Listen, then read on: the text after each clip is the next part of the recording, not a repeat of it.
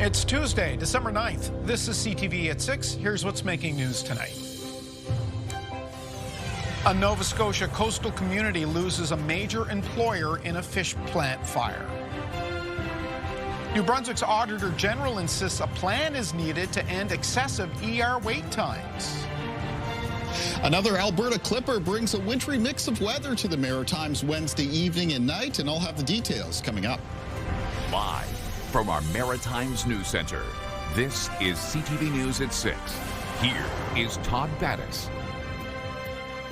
Good evening. Just weeks before Christmas, 100 employees at a processing plant in Wallace, Nova Scotia are out of work. The town is rallying to support people who lost their income and in some cases even more. CTV's Jonathan McGuinness was there today. Workers sift through what's left of what was a bustling fish plant just yesterday. It was a shock, that's for sure. Jessica Thompson was inside when the fire started shortly before 10 Monday morning. She's been at the Aqua Shell plant in Wallace, Nova Scotia for 11 years. We were just all working away, and then there was smoke and we could smell something, and we all ran out of the building and it went up in flames. Went up pretty quick.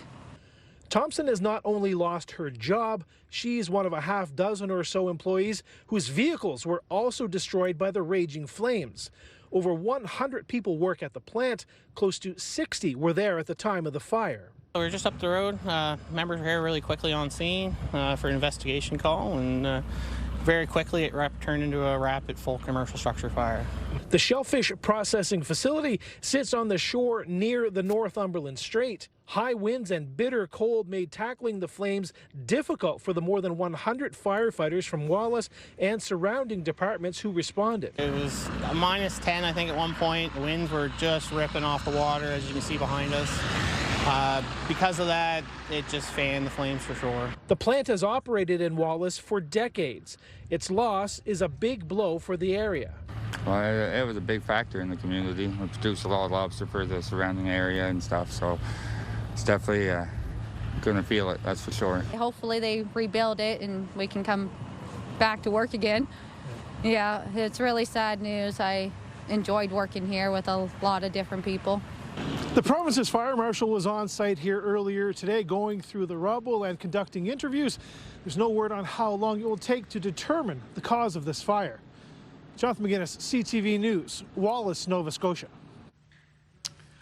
More needs to be done, more money spent to ease excessive emergency room waits at New Brunswick hospitals. That's a headline from the Auditor General's report into healthcare. CTV's Nick Moore has the details.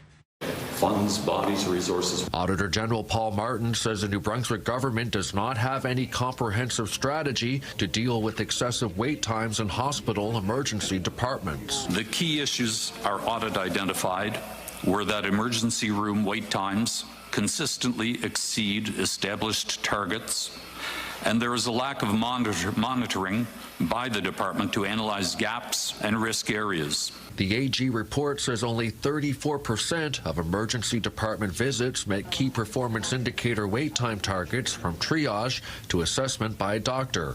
The audit covered the period from April 1st, 2020 to December 31st, 2024. During our audit period, over 249,000 people left New Brunswick emergency departments without having been seen. Martin says the government is not funding regional health authorities appropriately. Chief after chief after chief after chief have requested an additional night doctor at the Chalmers here in Fredericton, and the answer always was, well, the formula doesn't allow that. Well, they're drowning, you know, in the ER there. As the Auditor General's report was being released in Fredericton this morning, the Liberal government was announcing its 11th collaborative care clinic in St. John. The government says these clinics will take pressure off emergency rooms. Martin says the government needs to create an ER wait time strategy now. A strategy and targets on what is it they're going to invest in, what changes are they going to make. The development of a strategy is one of 11 AG recommendations made to the Department of Health. The department says it will make a plan for all 11 recommendations. Nick Moore, CTV News, Fredericton. And there is a live look at Fredericton right now, where it is currently minus 13. There are some weather warnings for parts of the region. Let's bring in Kaylin Mitchell with our first look at the forecast. And this is something you've been tracking. That's right. This will be the second Alberta Clipper for the week. The first one moved through basically late Sunday through Monday, bringing some snowfall amounts to parts of the Maritimes. It did total up to and in excess of 20 centimeters for a few areas, some parts of the Annapolis Valley in Nova Scotia, up in Hants County, and some areas of Cape Breton, especially when you included the snow squalls that came in behind that Clipper. One area of the region that didn't see a tremendous amount of snow from it was some northern and western areas of New Brunswick. However, for the second Alberta Clipper, they look like they're going to be squarely in the snow zone, and that's where we find the snowfall warnings that were issued today by Environment Canada. They're out for most of the north and west of New Brunswick and call for some potential snowfall totals of 15 to 20 centimeters. We have special weather statements that extend into both Sudbury and Queens counties, and those call for up to 10 centimeters in snow and ice pellets before a turn over to some freezing rain or rain.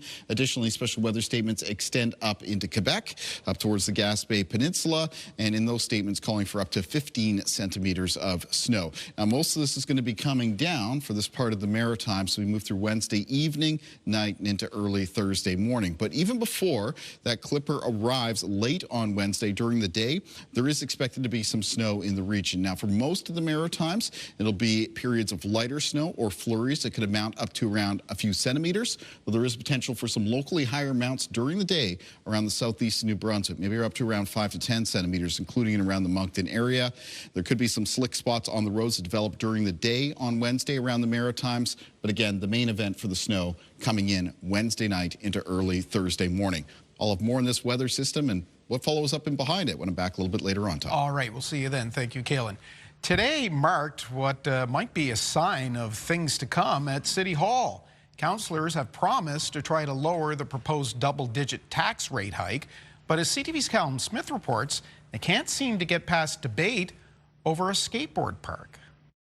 It's early in Halifax's budget debates, but a symbol of the need to be cautious with spending was front and center today. Capital work was on the docket, including a $4.3 million facelift to the skate park on the Halifax Common. We've been told over and over again by our staff that we have to make hard decisions, and it doesn't seem like we want to make hard decisions. We want to do it all, and our residents will pay through the nose if we do it all. So Councillor Trish Purdy wanted that cut from the advanced tenders list, arguing other priorities need more attention. We need so many renewals in Coharbor Place and accessibility renewals, and I know Captain Spry, and I know we heard from Councillor Steele, Canada Games is also in need.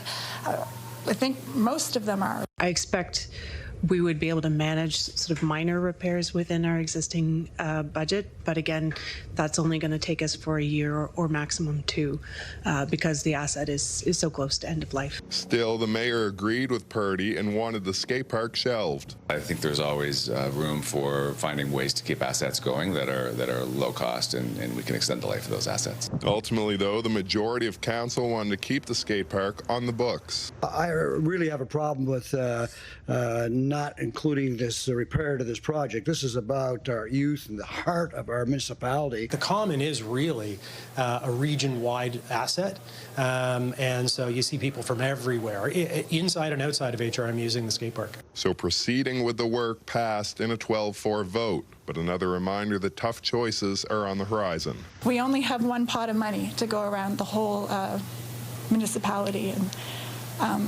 and our residents have told us in no uncertain terms that they don't want a 10.5% increase.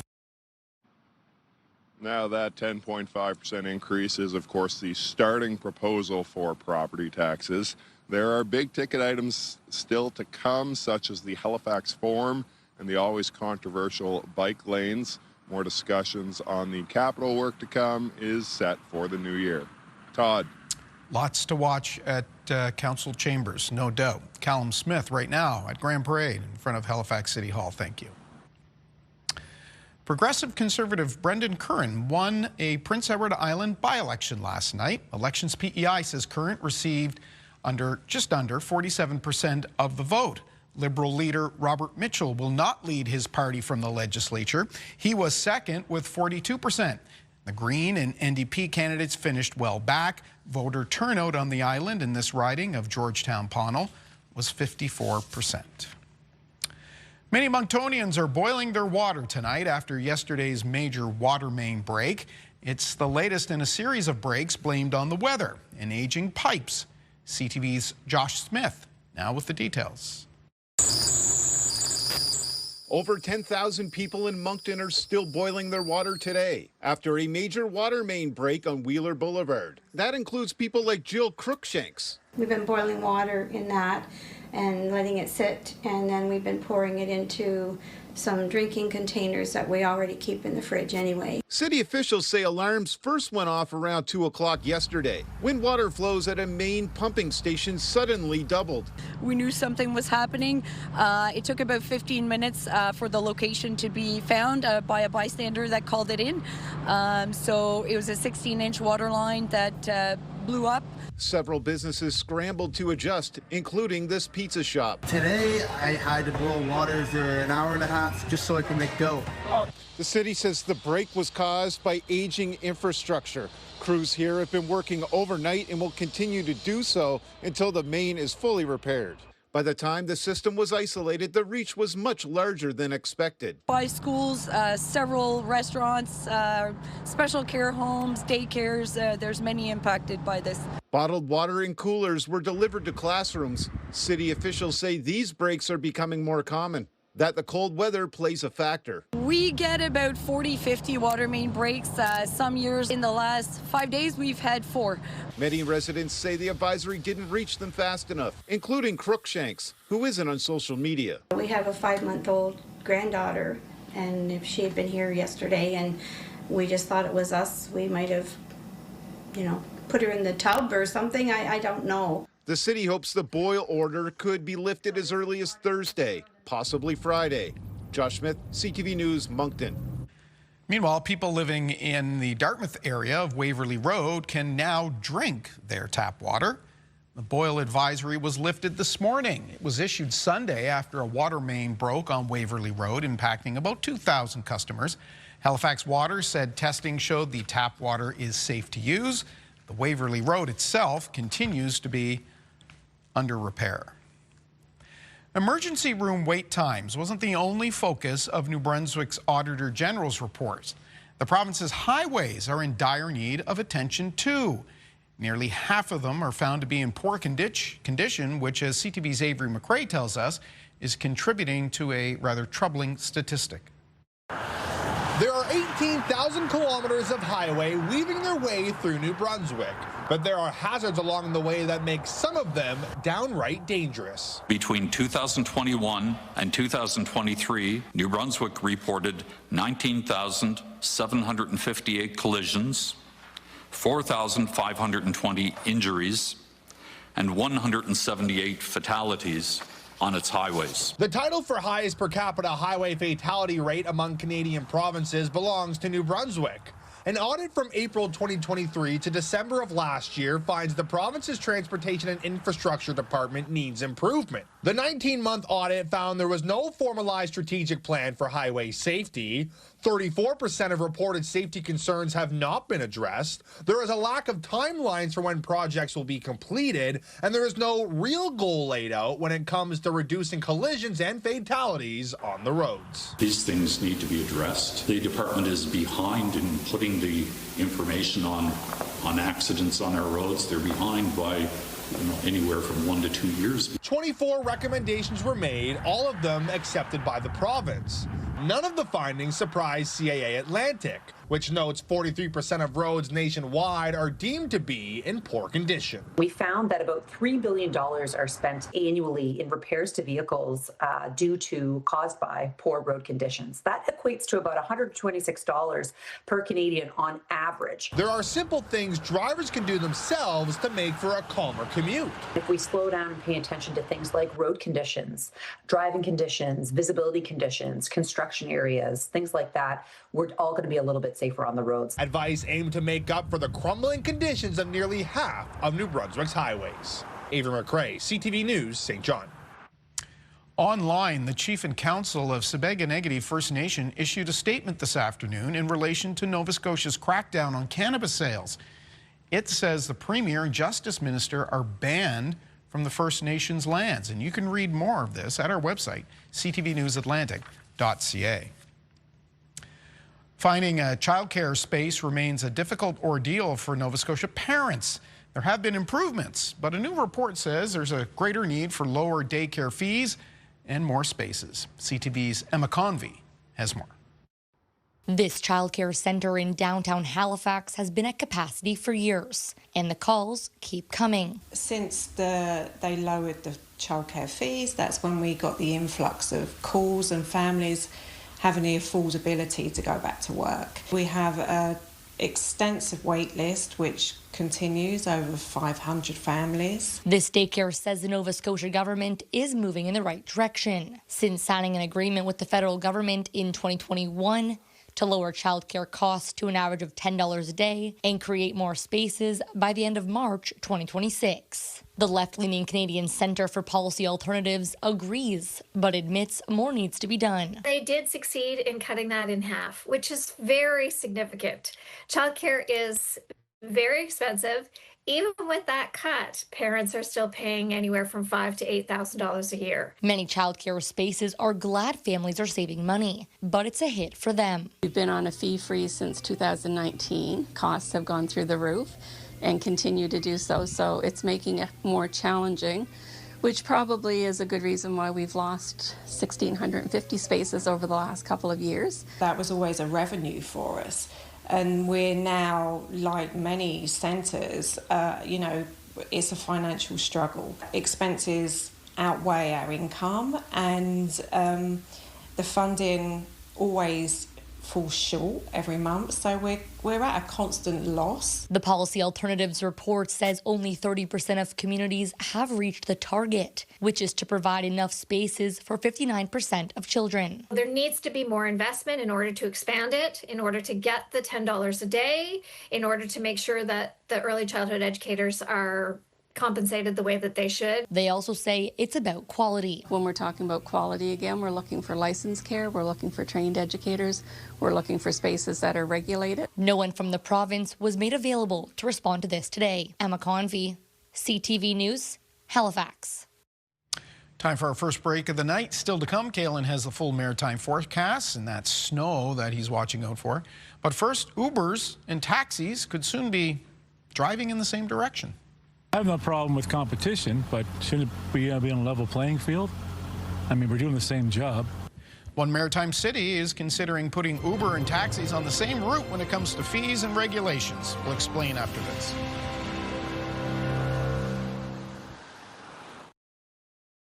Get the Maritime's top stories, breaking news alerts, and watch live. Download the CTV News app. When it comes to hailing a ride, should all cars for hire, like taxis and Ubers, be licensed the same? Halifax City Council is taking a closer look as it considers a move that would tighten control in the industry. Jesse Thomas has more. Halifax Regional Council is looking at two major changes to how the vehicle for hire industry works. First, allowing taxi and limousine companies to set their own fares or rates. Second, would require all ride-hail drivers like Uber to get licensed the same way taxi drivers do. Taxi companies like Casino Taxi have been pushing for both. They argue setting their own fares would allow them to remain competitive. We've seen a lot of big increases in insurance pricing and fuel being volatile up and down. The bigger debate is around licensing. Right now, app-based ride-hail companies must screen their drivers, but HRM staff say they don't have access to that information. We do get a list of who's driving for them, but we don't get the supporting documentation for that in terms of have all the background checks been done. We don't have access to that information currently. That's why staff is recommending one licensing system for all. This taxi driver agrees.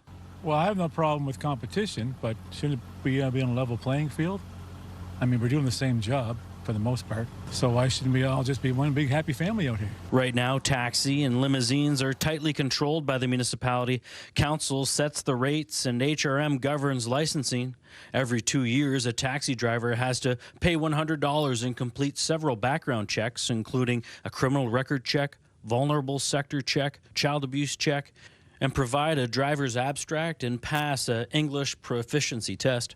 However, an Uber spokesperson told the committee their drivers meet the same standards and they would comply with any audit request for driver information. The proposal would eliminate these efficiencies, forcing thousands of rideshare drivers to undergo an inexpensive municipal licensing system with no demonstrated public safety benefit. The Transportation Committee voted in favor of both recommendations. It'll be up to Council to vote later whether the policy changes go forward. Jesse Thomas, CTV News, Halifax. We'll step aside now for a moment. On the other side of the break, New Brunswick is in for another round of snow. Kayla Mitchell is tracking the next weather system. We'll lay it out after this.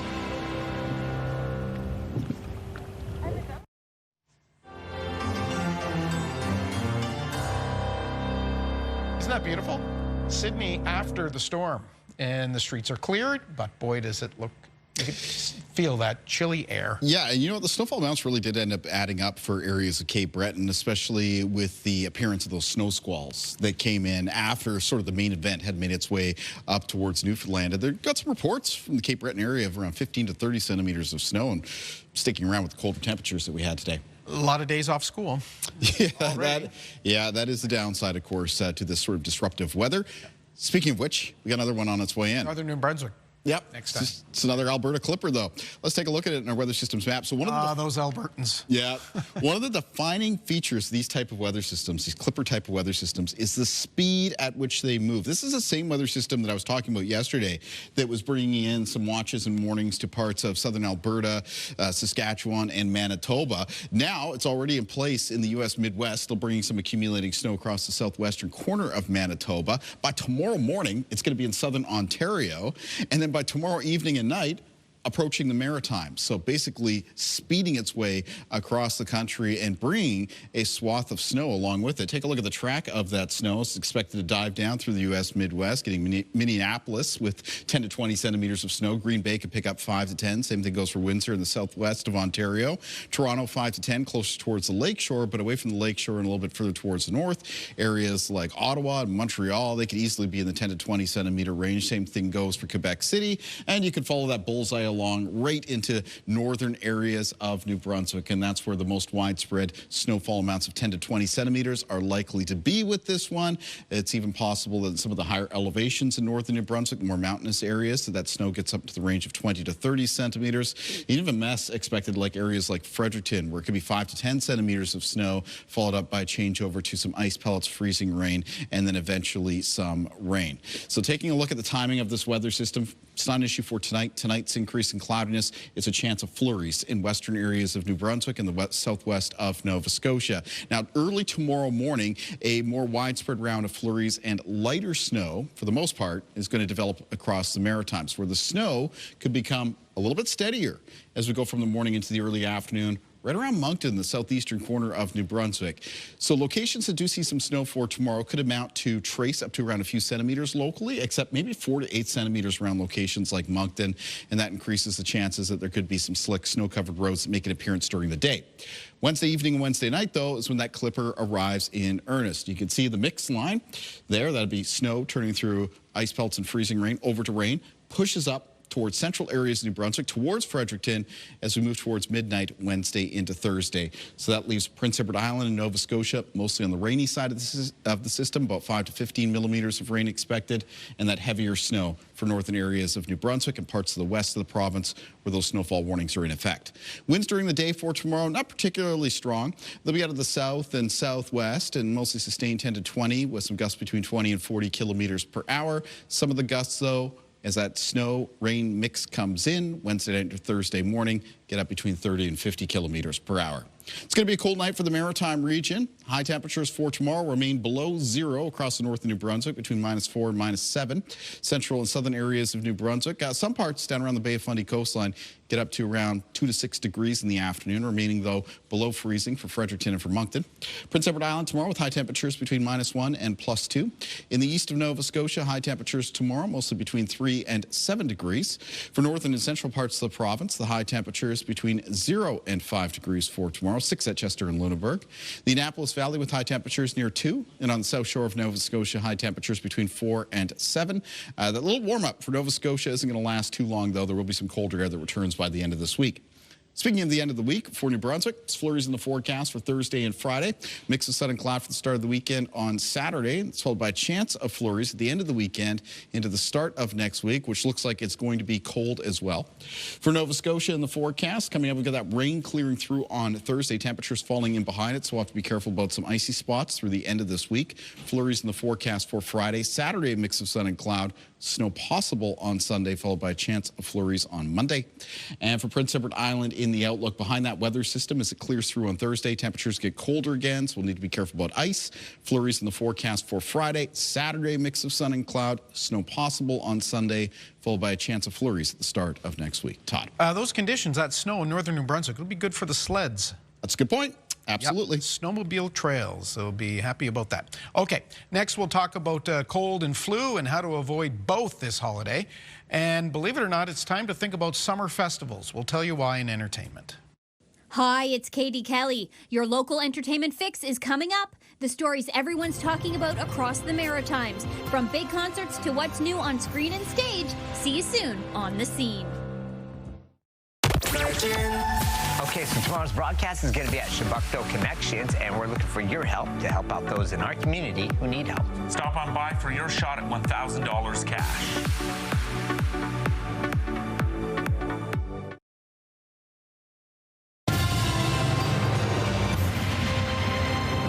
Welcome back. We learned today there are fewer people on Nova Scotia's doctor wait list. There are now 68,490 Nova Scotians in need of a family physician. That's down roughly 1,000 from the same time a month ago. And that's good news because a lot of people could be looking to make an appointment with flu season upon us.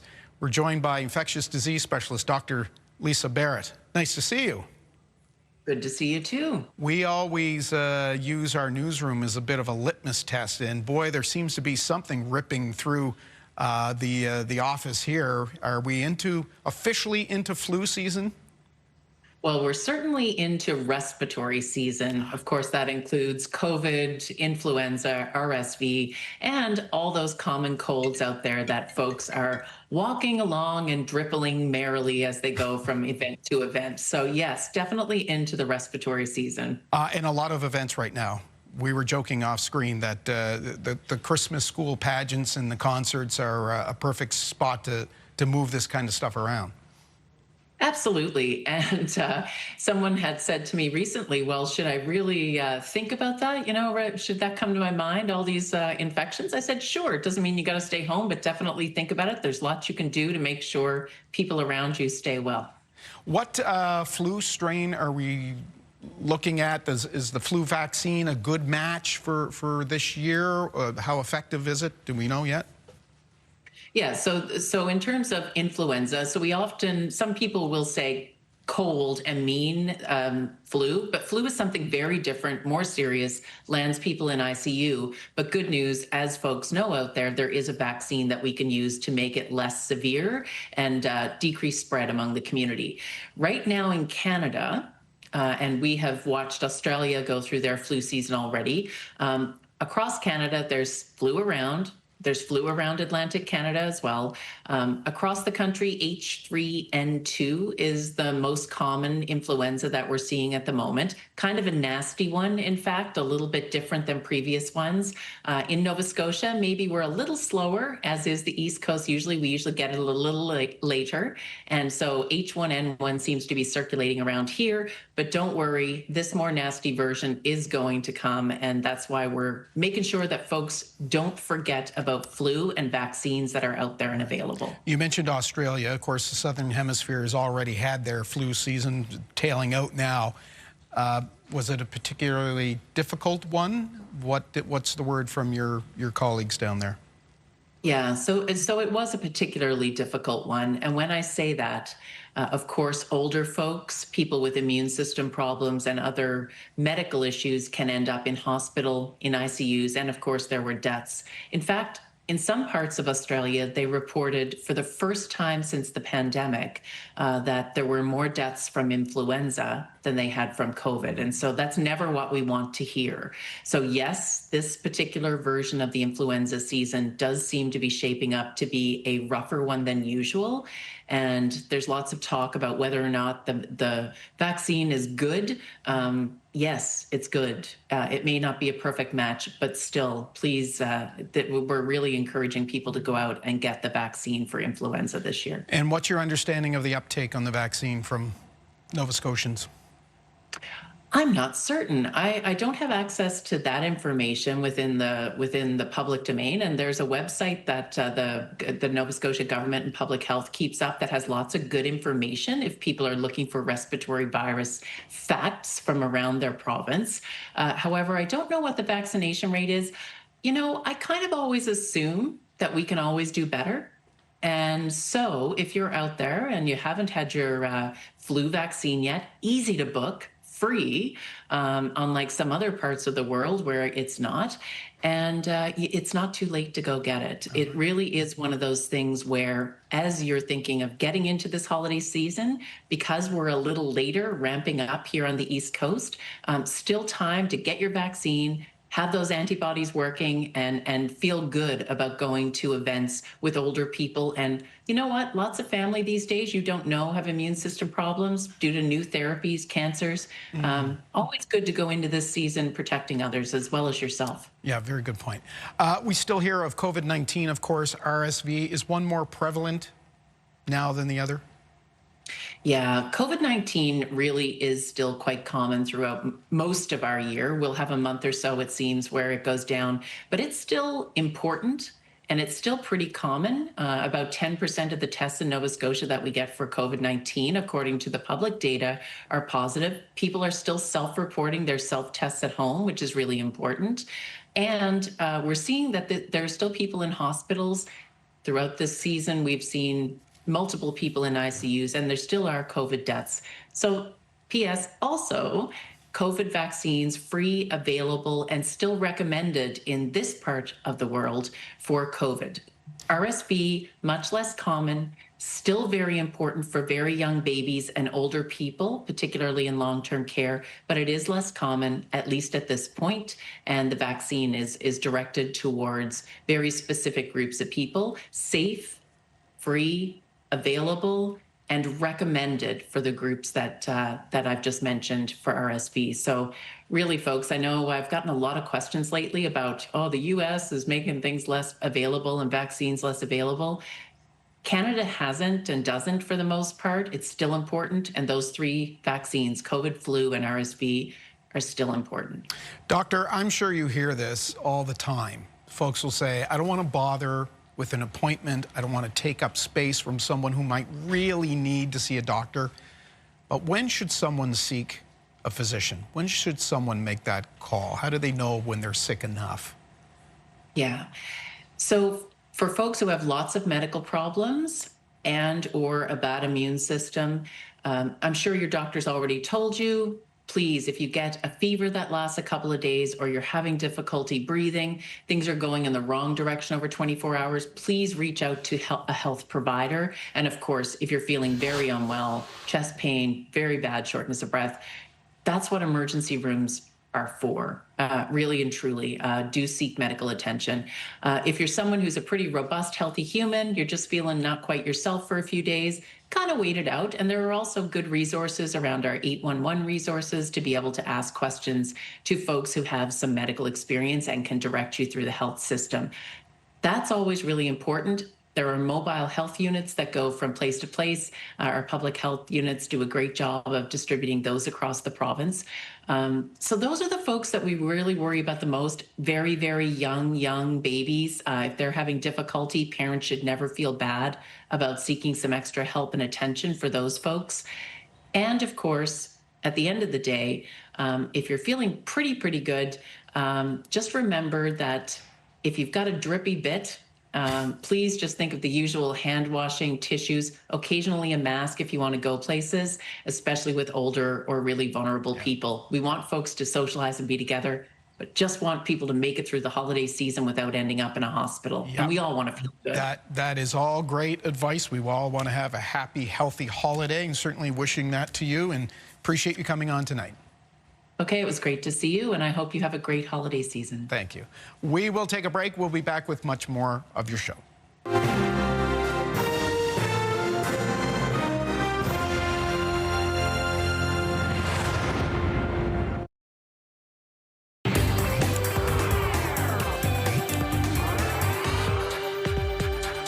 A lot going on in entertainment. Katie Kelly's with us on the scene. Hi. Hi. We're going to start with one of Canada's most influential rock bands hitting the road. I love this.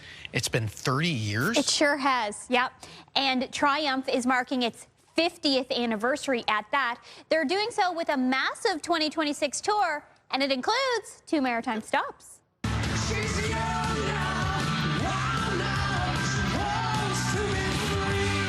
Todd, this is Triumph playing Centre 200 in Sydney back in 1987. The band will play Halifax's Scotiabank Centre on April 28th, followed by Moncton's Avenir Centre on April 29th. Triumph says the tour is a celebration of 5 decades of music, showmanship, and the fans who kept their legacy alive. Tickets to go see Triumph go on sale Friday.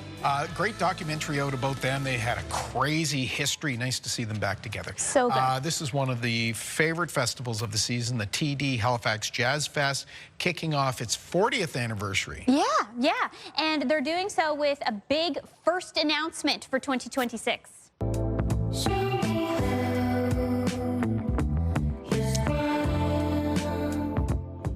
Dream pop favorites Men I Trust will headline the main stage on July 10th with acclaimed multi-instrumentalist Luna Lee on opening night. The festival runs July 7th through 12th in downtown Halifax, and organizers say this milestone will celebrate 4 decades of music, community, and world-class performances. Tickets for Men I Trust go on sale at noon tomorrow. Okay, very good. Here's someone that a lot of people don't trust. Stop! Go ahead. Tell us. Okay, I really wanted you to say this, but I guess I'll say it. You say it. Cape Breton is getting low next summer. Flo Rida is coming to Centre 200 in Sydney on June 24th.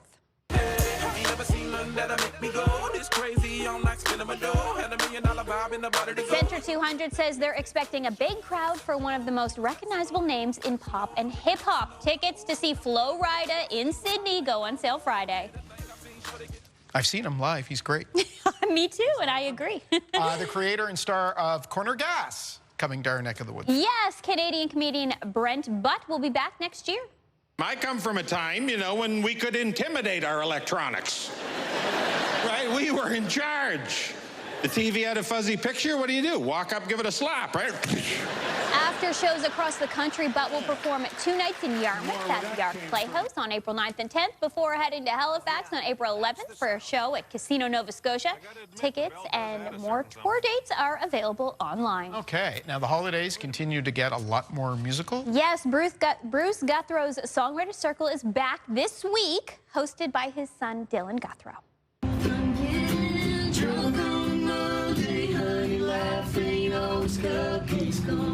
Rehearsals are underway. Here's Dylan along with Gordie Sampson and Emma Falvey, 3 of the performers for this round. The full lineup, though, also includes the incredible Donovan Woods. There are still some tickets available for this weekend. You can head online for all the details, but always a great show, great event. Yeah, we're hearing about all the summer festivals now because they're all starting to announce their lineups, including this one. It was very popular, a little controversy last summer, but they seem to be working things out at the Great Outdoors Comedy Festival. Yes, they're bringing some of the biggest names in stand-up back to Halifax next summer.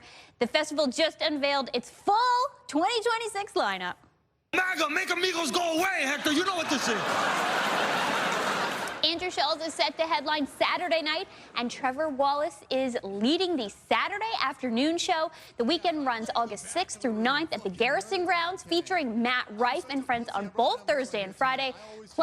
Plus, there's Sunday sets with Adam Ray as Dr. Phil Live, Pauly Shore, Dusty Slay, and a final night with Nikki Glazer. It is a stacked lineup yet again. And that was what I was alluding to, Matt Rife. Yes. Yeah, last year he had to cancel, but he's back. He's back. Yes, yes. Okay. Before we wrap up, you have a contest to tell us. Yes. So speaking of that Great Outdoors Comedy Festival, we've got your tickets.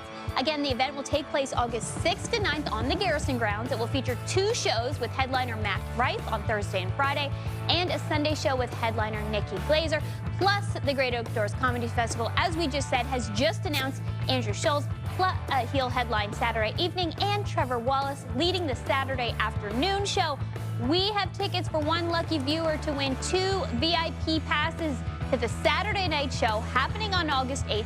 The contest is open until 6 o'clock Thursday. If you want those tickets, enter at ctvatlantic.ca or scan the QR code on your screen right now. Don't miss out on your chance to enjoy live comedy in the great outdoors. Good luck. Such a fun event. And the weather last year couldn't have been better. It was fantastic. It was gorgeous. Okay, thank you very much. You're Katie. welcome. A lot going on today. We'll take a look at what's on CTV tonight.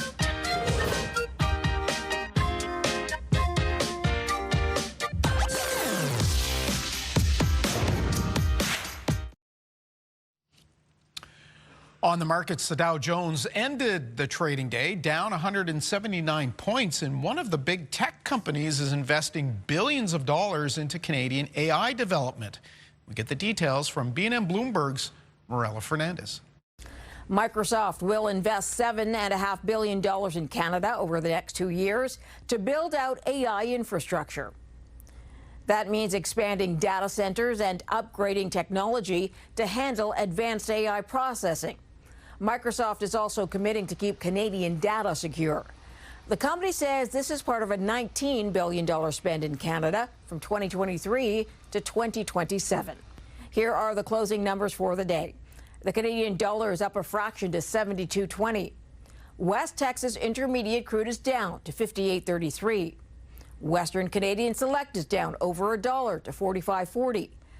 And the TSX moved up 74 points today to close at 31,244. Those are your business headlines. I'm Morella Fernandez. Last look at the weather. Kalen? Yeah, thank you, Todd. And it is cold out here on the CTV News Atlantic deck, but at least the wind is down, so it's feeling a little bit better than it did last evening. We have cold air move in over relatively warmer waters. We can sometimes get fog to develop, and that's what was happening in this picture sent in by Carlina Munn from St. Stephen, New Brunswick. This is over the river, of course. Sometimes when this effect occurs, though, over the ocean waters, we call it sea smoke. I want to thank Carlina very much for sharing this picture.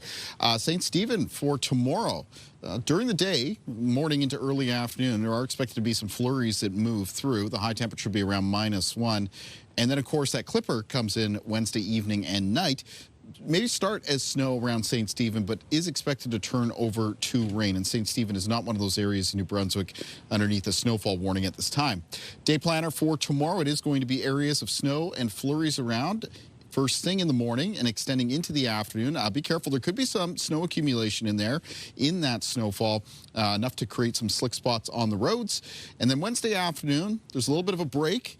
And then Wednesday evening and night is when that more significant wintry mix begins to move in. Let's find out what's coming up on Your Morning Atlantic. Wednesday on Your Morning Atlantic, Jill Barber. The singing sweetheart honed her craft on the East Coast before moving west, but she's back in town for the holidays and she's dropping by. Start your morning with us Wednesday on Your Morning Atlantic on CTV2 and Crave. And right here at 6 o'clock, Aussie rules as lawmakers down under crack down on kids on social media. Could similar rules be coming to a screen near you? Logging off tomorrow at 6 and live on Crave. And finally for us this evening, some firefighters in Greece found a fun way to deliver gifts to some children. Santa firefighters descended on ropes to deliver gifts to kids in an Athens cancer hospital yesterday. The firefighters lowered themselves with those ropes onto the balconies of the patients' rooms while a band played Christmas tunes. One firefighter dressed as Santa was lowered from the fire truck crane in front of the cancer unit. Good surprise for those kids. That is a look at our day here at home. Bruce Frisco is in this chair at 11:30. CTV News Atlantic has our updates anytime. I'm Todd Battis. Hope to see you right back here tomorrow night at 6. Until then, have a good night.